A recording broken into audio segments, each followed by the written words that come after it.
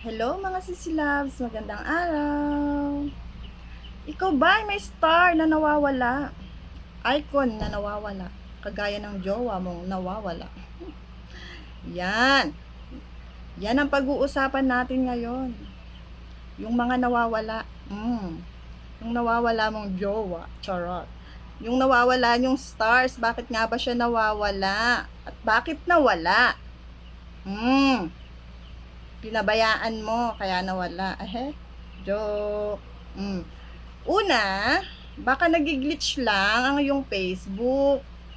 Kaya akala mo nawawala siya. So, paano ang gagawin mo? Start mo yung cellphone mo. Baka sa cellphone mo lang yung may problema. Pangalawa, i-update mo ang Facebook mo. Baka panahon pa yan ng kopong-kopong. Kaya ganon late. Update mo siya. Uninstall mo. Kung alam mo yung password mo. Tapos, i-download mo siya ulit. O restart mo. Or i-update mo. Sunod ka naman, hindi naka-turn on ng stars mo. I-turn on mo yan, parang ilaw, binubuksan. Ang star, hindi yan iilaw. Pag hindi naka-turn on. Diba?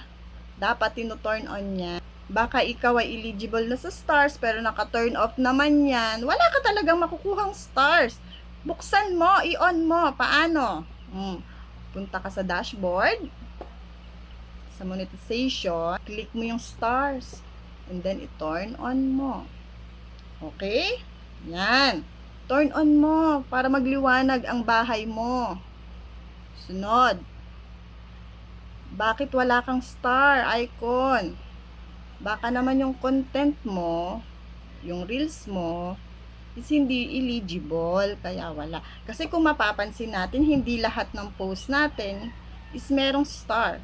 Kasi ako, nagsisending din ako ng mga bituin, pero napapansin ko, merong mga post kayo na merong star icon, meron din wala. So, kapag ako nagbibigay, hinahanap ko pa yung post ninyo na merong bituin. Doon ako naglalagay. Kasi baka yung content nyo, yung reels nyo, yung photo nyo, yung video nyo, hindi siya eligible, kaya ganon. Sunod. Baka meron kang violation. Check mo. Baka may issue ka. Baka meron kang na-violate or meron kang restriction. Ano-ano ba yung mga restriction na yon? Mamaya tuturo ko sa'yo kung bakit na-restrict ka din sa stars. Sumunod. Hindi ka nagbabayad. May utang ka kay Facebook. Hindi ka nagbayad. Bayaran mo yon. Hanapin mo yon. Kailangan mo siyang bayaran. Kasi kung mapapansin nyo, meron pala tayong utang kay Facebook noon pa na hindi natin alam. Kailangan mo po siyang bayaran. Baka naman, nagtatanong ka, bakit wala akong stars? Baka naman hindi ka pa eligible to earn the stars. Kaya ganun.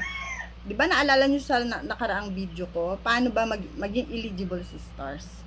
Kailangan meron kang 500 followers in 30 consecutive days. Sunod, dapat nakatira ka sa country na monetize. Dapat sinusunod mo yung policy ni Facebook. Yan. Dapat na-comply mo yung policy ni Facebook. Yan. O, bakit ka nga ba nababiolate sa stars? Bakit ka nagkaka-restriction sa stars? Alam nyo ba na ang pagkawala ng stars is isa sa dahilan kung bakit tayo malungkot?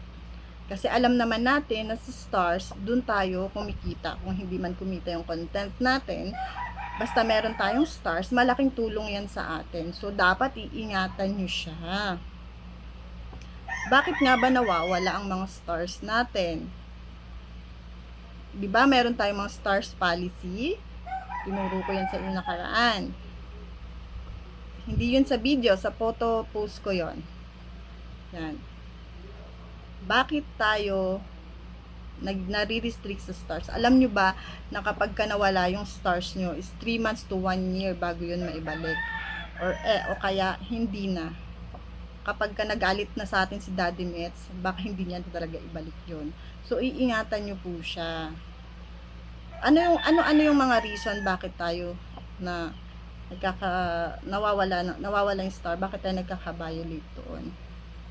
Like for example, ikaw, may nag-send sa'yo ng stars na hindi ka nakapalo doon. For example, hindi ka nakapalo doon. Or may nag-send sa'yo ng stars. Ang ginawa mo, agad-agad mo siyang pinuntahan sa bahay niya. Nag-comment ka. Pinalo mo siya agad. Reply ka kagad sa kanya. Spamming kasi yon. Parang ang nangyari is exchanging of engagement yung ginawa mo. Binigyan ka niya ng stars, nagpunta ka kagad sa bahay niya, nag-comment ka, nag-reply ka, pinalo mo siya, pagkabigay ng stars, hindi ganon. Ang akala ng Facebook is exchanging of engagement. Hindi siya ganon. Dapat bigyan mo ng time interval. Pangalawa, si star sender, nagpapamigay talaga siya. Kunyari, pag natutuwa ako, nagpapamigay ako. Tapos bigla ka nag-comment sa akin. Sabi mo sa akin, paranas naman ng ilaw. Pailawan naman yung bahay ko. Yan, yung mga ganon. Huwag po kayo magko-comment ng ganon. Kasi nababasa yon. Nababasa ni Algo, nakikita nila yon. Once na ma-detect ka doon, is yon, restriction yon. Parang ano yun manipulative engagement. Sunod is yung dina-direct message mo ako. Darna, bigyan mo naman ako ng 100,000 na stars. Oh my God. Yan, yung mga ganon. Kasi yung messenger natin at yung Facebook natin is parehas lang ng community standard. Yung policy ng stars is nakasama yon. Kaya iingatan po natin ang ating mga stars kasi isa po yan sa mga nagiging dahilan para magka-earnings tayo. And last, pag hindi nyo talaga nakita yung mga bituin nyo, kahit na ano pang ginawa nyo na't lahat-lahat, tumuwad, tumihaya, dumapa pa kayo dyan, punta na lang po kayo sa help and support. Yun. Baka sakaling matulungan kayo. Baka merong ibang dahilan kung bakit nawawala yung icon nyo. Bye, may natutunan si Silabs? Kung meron, pwede ba akong maglambing sa'yo? Pwede bang paki-like? Or pakipusuan? Komentan? At paki-share? Para sila din ay may matutunan. Paalam! Hanggang sa muli!